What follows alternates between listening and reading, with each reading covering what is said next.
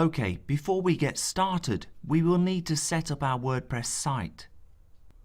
The first thing we need to do is to go to wordpress.org. Be sure to click .org and not .com.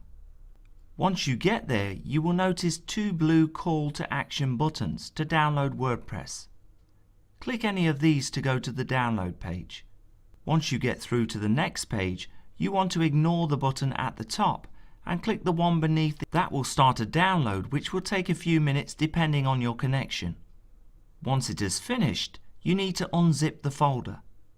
Open the folder and look for the wp-config-sample file and rename it to wp-config. Then open it and add your database information.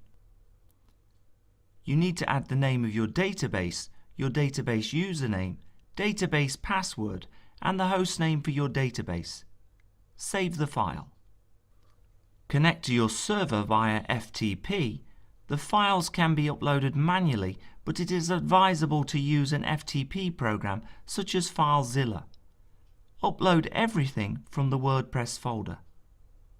Now to install, and WordPress has a notorious 5-minute install. First navigate to mysite.com/wp-admin/install.php and follow the on-screen instructions. Simply add a site name, username and password, and voila! Now that your site is up, it's a good idea to give it a little cleanup. Go to mysite.com/wp-admin and sign in using the username and password you gave at setup. Now you are in the WordPress dashboard. You will see a number of boxes giving you different information about your WordPress setup.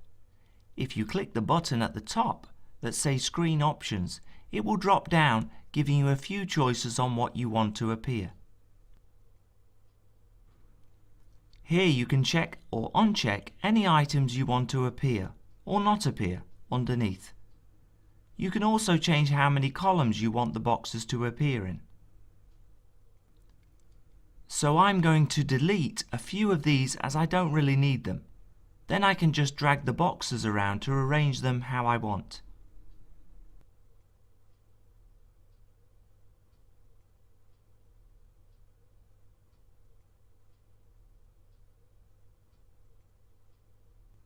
You will also notice that when you hover over the box, you will see a down arrow, which will allow you to close or open the boxes.